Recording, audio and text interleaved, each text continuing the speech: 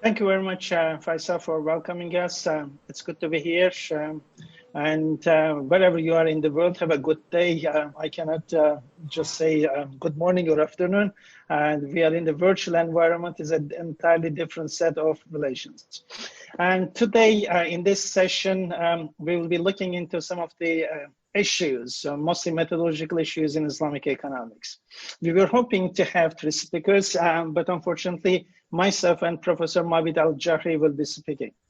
It is an amazing conference so far, as I have enjoyed looking at very prominent individuals presenting very exciting topics in relation to heterodox economics, institutional economics, and hence it's very much enlightening. It is particularly important, such topical areas are particularly important for Islamic economics researchers, because unfortunately I feel that our research has been very much squeezed within neoclassical economics. And therefore expanding our horizon through the emerging areas within the heterodoxy and locating ourselves rather than with the mainstream neoclassical, but going beyond even the heterodoxy will be an important contribution. An important part of this session in particular and the conference, of course, is the dedication to Professor Sabri Orman. We are one way or another celebrating his life and legacy through this conference, and therefore conference dedicated, or at least this session is dedicated to his life and legacy. And it is incumbent on us to remember his life and legacy. Unfortunately, perhaps in the very larger Islamic economics and finance circles, perhaps his influence has not been heavily felt, but in particular in Turkey and in Malaysia, he is very well known. He was born in 1948 in Kahta, Adıyaman, in the southeast part of Turkey. And on 12th June 2020, this year, he passed away in Istanbul. And he left an amazing legacy behind him. Those who knows him and his legacy is very much influential in our understanding how we can define and redefine Islamic economics in particular. And therefore, I'm very much grateful to conference organizers to dedicate this conference, and particularly this session, for the life and legacy of Professor Sabri Orman. May he rest in peace, and we demonstrate our respect for his contribution to the field in particular. But beyond that, if those of you are not familiar, just to give you a brief understanding, the institutional footprints of Professor Sabri Orman. He started his undergrads in Istanbul University. Then he became a staff member at Marmara University, moved to International Islamic University in Malaysia, then coming back to Marmara University in Istanbul, and then going back to International Institute of Islamic Thought and Civilization in Malaysia. After completing, he moved back to Istanbul with the Istanbul Commerce University, including being the rector of the university. But later, he moved to top bureaucracy in the Central Bank of Turkey. And he completed, before his passing away, he was a professor of Islamic economics at the Istanbul Sabahattin Zaim University. My interactions with Professor Sabri Orman was very much related with research in Islamic economics. The first time I communicated with him, it was in 1999, when we initiated the Encyclopedia of Islamic Economics project under the editorship of Professor Khurshid Ahmed and Professor Abdul Hamid Brahimi. And we appealed to him to write the certain Islamic economics historical chapters for the Encyclopedia. And of course, successfully he delivered. And that was my first interaction. Later, I was blessed to share a number of platforms with Professor Sabri Orman. The very first one was 2010, when there was another conference to celebrate the life of Professor Sabahattin Zaim. He chaired the session I was speaking. And then the last, I was with him at the Al Baraka publication house He was an editor for Islamic economics, and I was the editor for Islamic finance.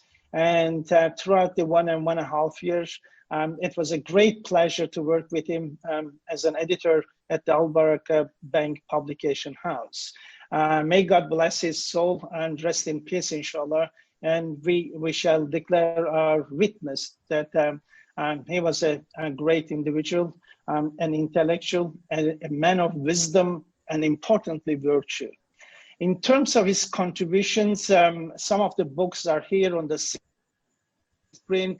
You could see, but interestingly, when I was undergrad students at Istanbul University, I think it was 1984, I managed to buy my first Islamic economics related books just by the bookshops by the university.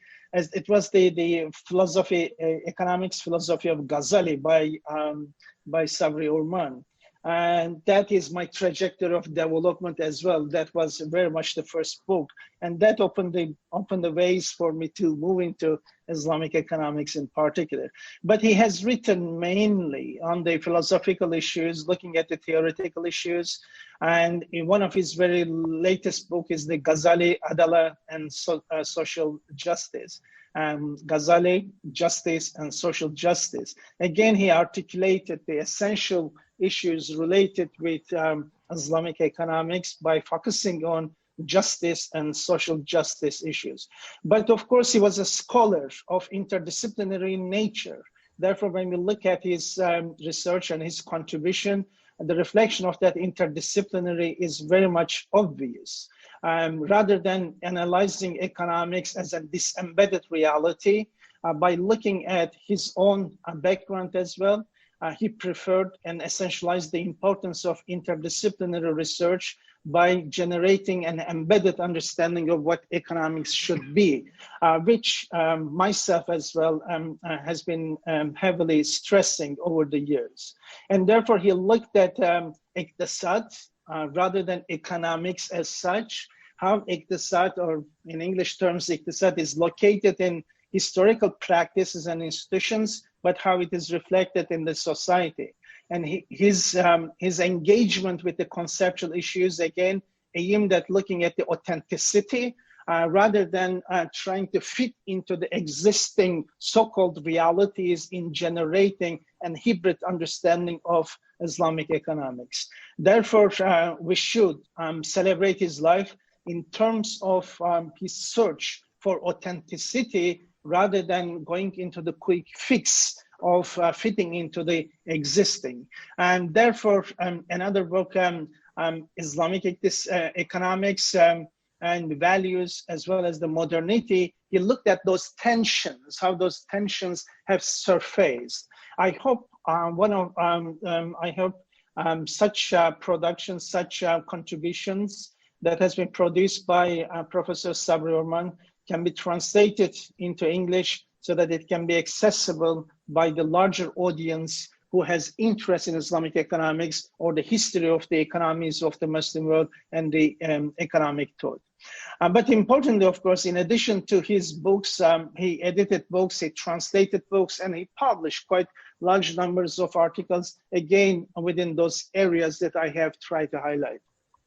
And importantly, perhaps, we have to celebrate his life for his contribution to the development of the new generation of academics and researchers in the institutional area, as well as him undertaking PhD research supervision, but also contributing through different means to liberate the minds from the very much confined understanding of what economics is, but going beyond. And therefore, in addition to his contribution to conceptual issues, theoretical issues in redefining Islamic economics through the classical knowledge, it is important to highlight his contribution to the development of new generation of academics and researchers, for which we are very much grateful. In particular, his contention, his focus on the contention between economics of Islam and Islamic economics as a conceptual area is very much important for us to consider in understanding the stand that Islamic economics have taken so far. In addition to the interdisciplinary nature, his focus on looking at in evaluation of what has been developed so far, focusing on the taqwa versus the fatwa, how the fatwa institutionalization have unfortunately captured the ground rather than enabling any Islamic economics taking the lead towards taqwa or the piety. Again, his focus on substance versus the license, looking at how instrumentalization of Islamic knowledge in fiqh as well has been terribly instrumentalized to generate licenses, by which, of course, the substance has been lost. Again, his essence, his stress on the substance, for instance. And in his book, as well as his contribution in other fields, looking at the distinction between adala, or the relationship between adala and ihsan, how the both complement each other to generate the good society that we are referring to. And these are important topical areas for Islamic economics, in particular at this conjuncture of Islamic finance, where heavy financialization is taking place as a consequence of the nature of institutionalization, as well as the methodology has taken up in Islamic finance. And therefore, reflecting on such conceptual issues in an interdisciplinary manner is very much important for us. Therefore, we shall remember him not only an academic, not only an intellectual, but importantly, a man of wisdom and as well a virtuous individual. And that is very much indicated, and I wish it can be translated in one of his own interviews, which was published as part of an edited book by Sakarya University Islamic Finance Program colleagues. I hope that can be translated and published perhaps in the journal of the Sakarya University Islamic Economics Department, Islamic Economics and Finance Department journal, is an amazing interview in terms of understanding how geography, because he starts in an amazing analysis of the geography where he was born. And strangely enough, when we look at all the contenders of Islamic economics, one way or another, the geography where they were coming dominated their understanding of what Islamic economics is and how solutions can be developed in response to the challenges those societies is taking place. And therefore, he starts his analysis from his village, the Khinich, as part of the Adıyaman, which the name was Turkified later into Adalı. His life story starting from then, and his reflection and analysis of that geography. And strangely enough, when we look at the generation, if we look at, for instance, Ahmed Najjar, his story in Egypt, again, a small village and trying to find solution through generating this amazing story of Midgam. In a similar manner, geography has resulted in Professor Sabri Orman to search for an embedded understanding of the reality as a solution, developing an embedded solution to the challenges of the problem, challenges and the problems he faced in his geography. But in doing that, most of his contemporaries, unfortunately in Turkey, opted for this embedded understanding of knowledge in generating solutions, which unfortunately has not produced real outcomes so far. However, his engagement with authenticity to develop an authentic understanding in an embedded sense is an important reality to find solutions to the problem encountered in the society that he was coming from. Of course, he generated such knowledge which, of course, relevant to the rest of the Muslim world. And therefore, that geography and its analysis as a starting point of his narrative, which made Sabri Orman as Sabri Orman, is an important narrative that we have to look into, as mentioned in the case of Ahmed Najjar as well as Khurshid Ahmed and others, is an important story for us to look into. And the new generations has to look into those narratives to understand and locate the Islamic economics discourse rather than in this embedded understanding of neoclassical understanding, but very much embeddedness in the societies in which we have emerged from. And therefore, without going any further, I shall conclude this session, but of course, the fire that the founding fathers have led or lead has given us the opportunity to take their courageous effort to the next stage, and hopefully generations to come will continue to research on this, and we shall pray to the health as well as the salvation of all those contributed to the discourse and the debate of Islamic economics. And in particular, in this occasion, we shall pay our respect to Professor Sabri Orman, and we shall remain witness to his kindness, wisdom, virtue, and intellectualism.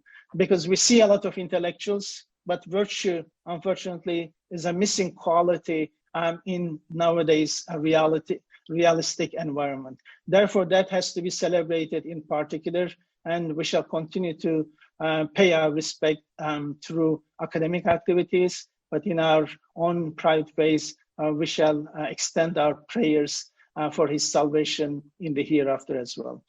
Thank you very much, and we shall continue. After